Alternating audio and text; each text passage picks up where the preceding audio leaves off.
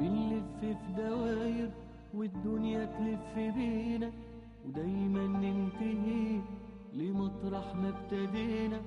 طيور الفجر تايهة في عتمة المدينة بتدوب،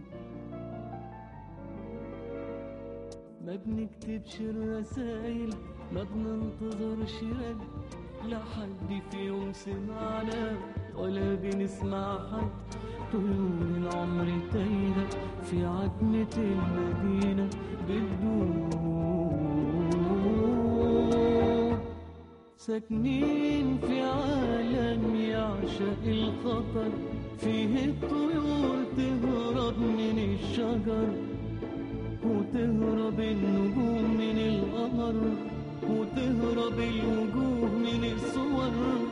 بنلف في دواير ندور على الأمان، ونلاقينا رجعنا تاني لنفس المكان، ندور ندور ندور. طلبة دلوقتي لما بيواجهوا رئيس الجمهورية في لقاء، حضرتك قلت ايه؟ ما كانتش مترتبة زي اليومين دول. طبعا يعني احنا رحنا من غير اي ترتيب مع الدكتور مصطفى كمال حلمي. لا حد قال لنا تقولوا كذا ولا ما تقولش كذا ولا فلان يتكلم ولا حاجة، دي للأمانة. بس كان في جرأة كده وشجاعة في الجيل ده، واللقاء كان على الهوا. ويمكن ده كان من ترتيب ربنا الذي يعني حماني لأن الدنيا كلها عرفت ان في حصل موقف بين طالب ورئيس الجمهورية وكذا. لو كان مسجل كانت اتشالت دي. كان في حاجه اسمها مونتاج سياسي تتشالت، وبعدين وحضرتك بقى وجنائي وحضرتك اختفيت. انا يعني كان لكن الحمد لله ظليت امارس عملي كرئيس لاتحاد طلاب جامعه القاهره في هذا الوقت، وعملي ولم يمسسني سوء الا باعتقالات 81 اللي السادات عملها مع كل السياسيين والقيادات كانت الغلطه الاكبر اللي كان الكبرى طبعا. حيث يعني اعتقل كل النخب، محمد حسنين هيكل، الاستاذ عمر التلمساني، الشيخ المحلاوي، البابا شنوده، كل ده تم اعتقاله.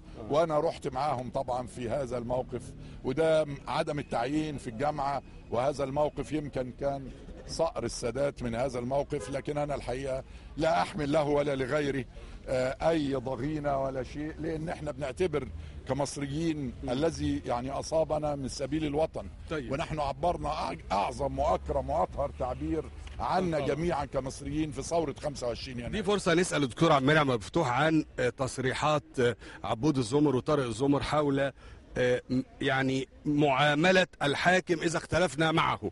وكان في كلام كده فيه إنه يعني كأنه القتل دي وسيلة أو التصفية الجسدية دي وسيلة، فانزعج الناس. رأي حضرتك إيه في القصة دي؟ لا يمكن ده يتم يا إخوانا. الدولة الحديثة اللي احنا منها، مصر دولة حضارية ومتحضرة، بتقول إن الدولة والوطن ملك الشعب ليس ملك الحاكم. طب إذا ما الحاكم انحرف عن الإرادة الشعبية، نقوم بعمل سلمي سلمت البشرية كلها واستقرت على أن حق التظاهر والعصيان المدني والاعتصام دي حقوق زي حقوق التعبير. نمارس هذه الحقوق السلمية في مواجهة نظام الحكم إلى أن نسقطه.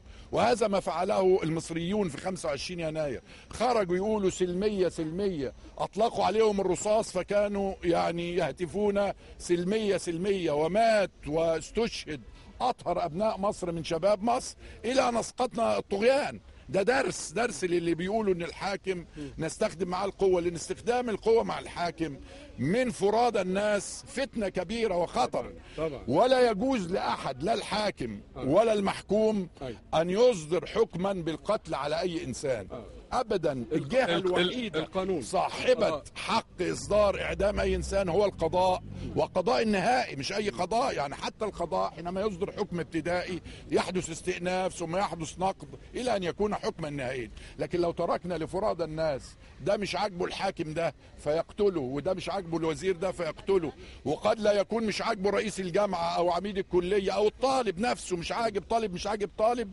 هذا يكون. وربنا سبحانه وتعالى جعل دم الإنسان كإنسان كبيرة جدا، ومن قتلها فكأنما قتل الناس جميعا. وبالتالي ده لا يجوز ان يكون الا لقضاء فقط. الحقيقه المشهد اللي احنا شايفينه ده لم يكن ليحدث لولا ثوره 25 يناير. الدكتور عبد المنعم مفتوحي يقف مع طلاب الجامعه ويكلمهم عن تجربته السياسيه الجريئه مع الرئيس السادات. والاستاذ سليمان جوده شرفنا، اهلا وسهلا. اهلا وسهلا. اهلا وسهلا. الجامعه النهارده بتستقبل المفكرين والشخصيات العامه وبيحصل حوار.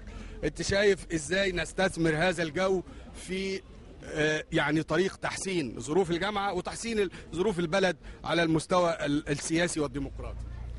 طبعا يعني يمكن ده من محصلات او حصيله 25 يناير اللي هي خلت الشباب يحس ان هو لاول مره ليه نصيب في هذا البلد.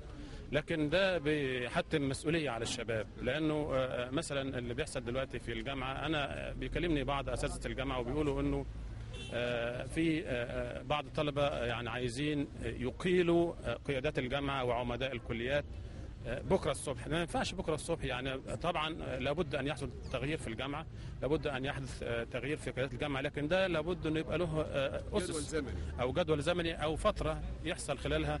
ما يحصلش بكره الصبح ولا دلوقتي ولا بعد بكره، لانه هناك قانون الان لابد هو ان هو اللي يحكم العمليه الجامعيه.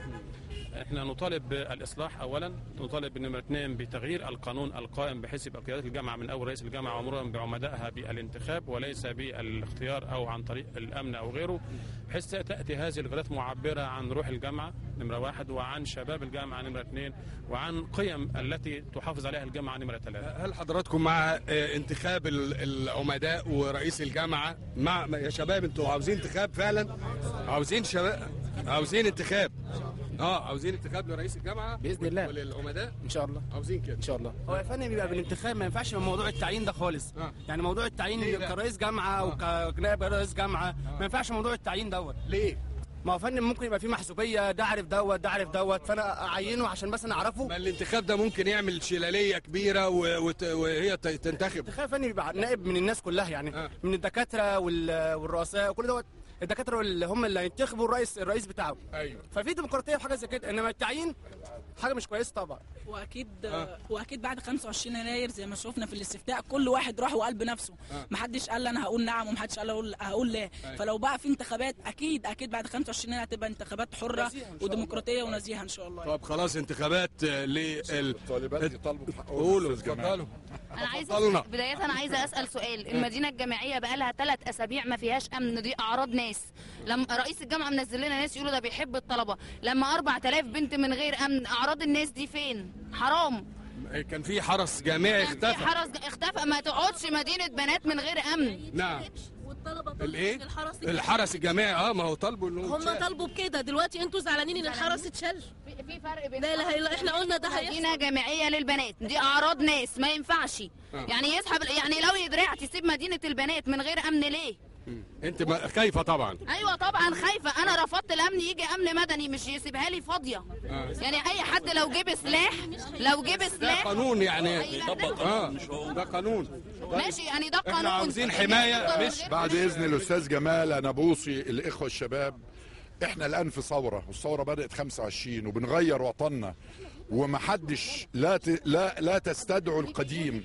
لن يستطيع احد ان ينال ذراع الشعب، وبالتالي ولكننا نريد إخلاصا لهذا الوطن أن نحقق أهداف الثورة ومطالبنا العادلة. مطالب حضراتكم اللي بتقولوها ومطلب بنتنا في الحفاظ على الأمن، كل دي مطالب عادلة، لكن تحتاج لقدر من الوقت وحسن الأداء والتجويد، وده لا يأتي إن في يوم. يعني مسألة انتخاب رئيس الجامعة والعمداء كما قال الأخ العزيز الدكتور سليمان جودة ده واجب، ولكن مسألة تحتاج إصدار قوانين وترتيب وكذا، وإحنا يقظين وموجودين في الشارع. لو حصل أي محاولة للتسويف أو المماطلة أو سوء الأداء هننزل ونتعب، لكن في ذات الوقت نحقق وقت لضبط الأمور و إلى آخره. يا شباب الأستاذ سليمان جودة خريج جامعة القاهرة، كلية الإعلام جامعة القاهرة. وطبعا يعني أنا عايز بس أقول إنه الموضوع الأمن اللي بتتكلم عليه الأخت الطالبة مهم جدا، وأرجو إنه ما يكونش ده مقصود عشان الناس تحس بمدى أهمية الحرس الجامعي فيرجع تاني.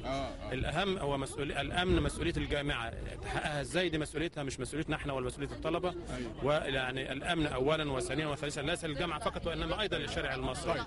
الناس دلوقتي خايفة من من وجود يا جماعه الناس خايفه من وجود التيارات السياسيه داخل الجامعه. يقول لك بقى الاحزاب هتشتغل والوفد والاخوان المسلمين هيفرضوا قلوعهم هنا والدنيا.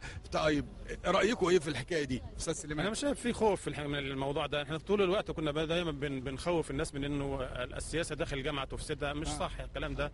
السياسه داخل الجامعه تؤدي الى افراز قيادات وشباب قادر على قياده هذا الوطن في المستقبل، والا من اين سوف ياتي الصف الثاني او الصف الثالث؟ ايه الضوابط؟ الدوله الضوابط تضعها اداره الجامعه، يعني الجامعه تضعها بالتنسيق بين قياداتها المختلفه. الضوابط مش انا احطها ولا حد تاني يحطها من خارج الجامعه ولا تفرض على الجامعه. الضوابط توضع من داخل الجامعه وتفرز من داخل اداره الجامعه، بس بشرط ان يبقى هناك ترحيب بكافه الاراء السياسيه ولا يتم الحجر على اي راي.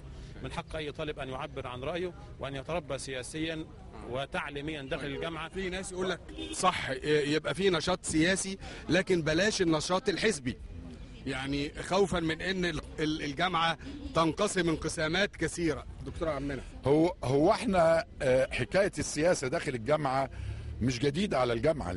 جامعه القاهره على مدار وكل الجامعات المصريه على مدار تاريخها كله كانت تمارس السياسه. احنا في السبعينات لما كنا هنا في الجامعه كان في التيار الاسلامي، التيار النصيري في ممثل في نادي الفكر النصيري، التيار الاشتراكي نادي الفكر الاشتراكي، وهذه التيارات كلها كنا موجودين داخل الجامعه وبنمارس العمل السياسي وليس العمل الحزبي.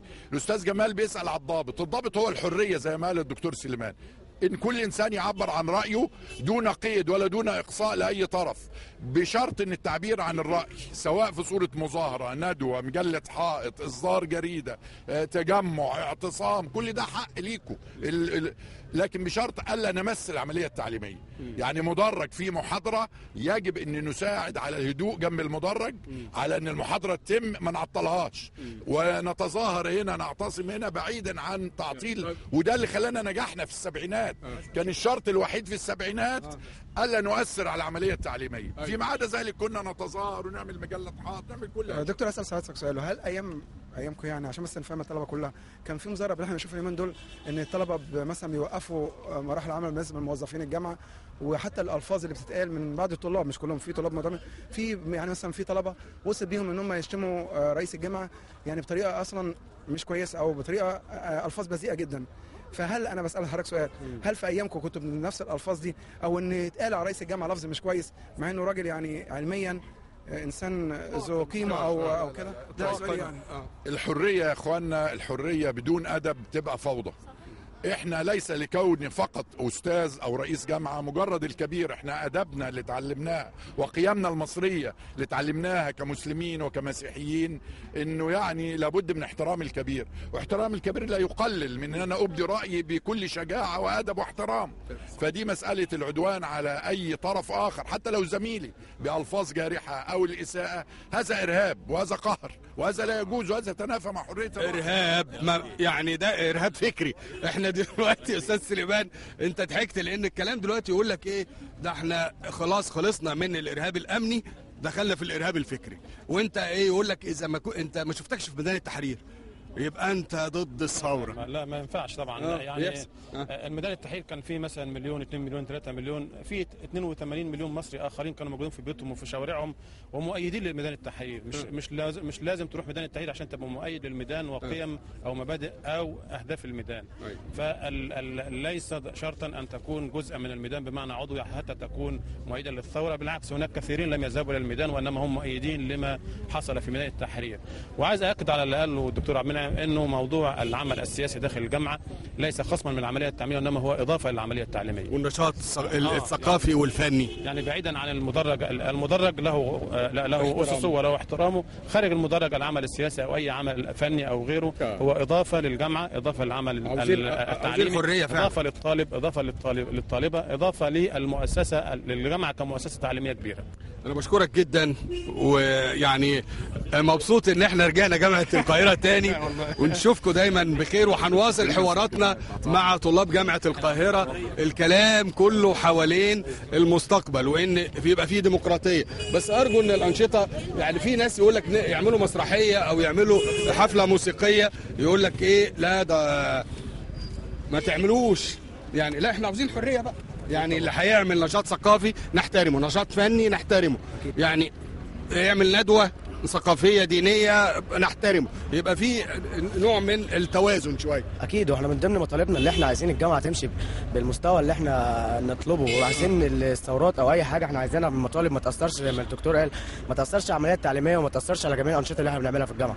فاكيد ان يقول ان ما نعملش ندوات او ما نعملش مسارح تشتغل او احتفالات زي ما ده اكيد طبعا ما ينفعش. طبعا طبعا صفحه جديده في جامعه القاهره.